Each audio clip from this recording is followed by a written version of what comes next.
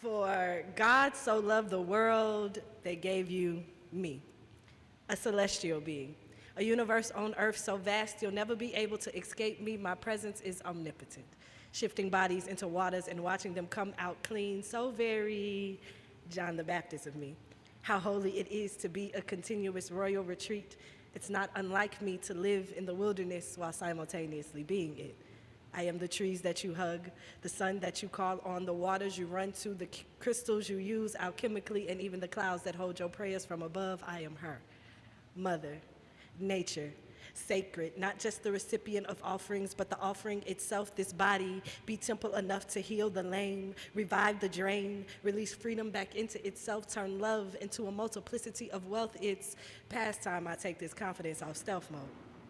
What good does it do any of us for me to humble the truth like I ain't got evidence that you can fact check and turn into a religion too? And when you do, just keep it cute. Tell them I ain't condone no killing unless it was the demons haunting you. Wasn't for the stealing unless it was taking back the power owed to you. Only called upon destruction when it meant the toppling of empires rising on the backs of my people. Make sure that you write that I was benevolent. Generous with my kindness and cautiously strategic with my anger. Make sure they know I wasn't trying to be no savior. That servant be far more appropriate term to describe this deity. Detail how my deification came from catching your tears and using them to wash your feet. Tell them I carry a womb so divine that the fine print read no babies, but somehow still bears Genesis as its label. See, they may not carry my DNA, but this love be raising godly beasts. Anchored herself pillar in the concrete, illuminating shadows too cloaked in darkness to see.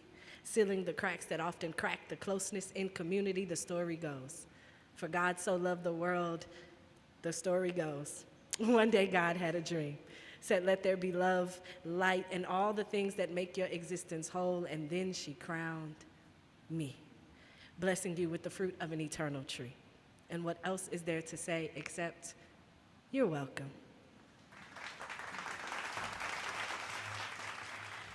My most toxic trait is memorializing women on pages, stacking descriptors thick enough to build a pedestal for them to stand on, crown them in glory that makes red carpet out of the steps they take, turning syllables into rose petals to soften the feel of concrete.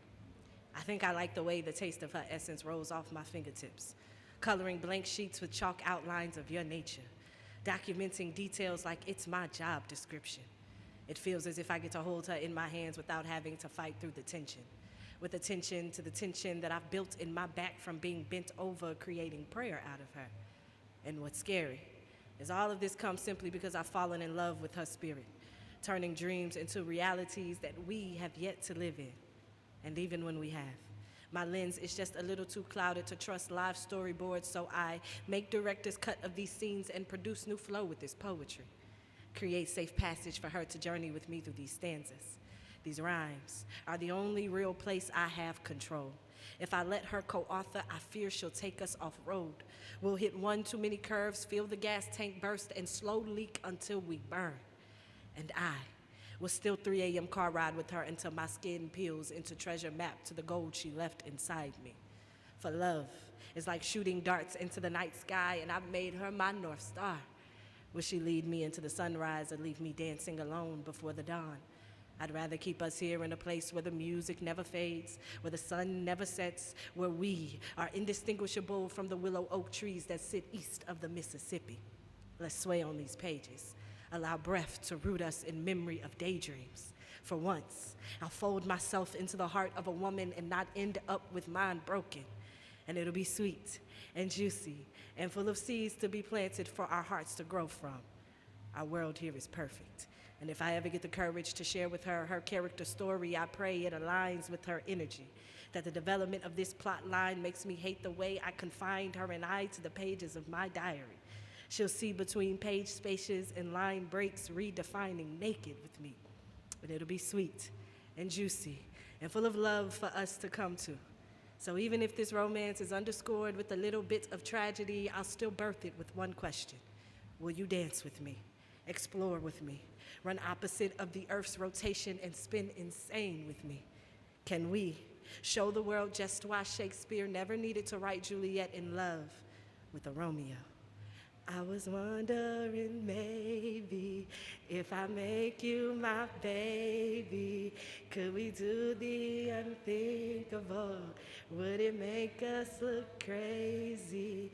Or would it be so beautiful? Either way, I'm saying, if you ask me, I'm ready. Yes, choir. If you ask me, I'm ready. Woo, give yourselves a round of applause. Y'all sounded so good. Thank you for singing with me.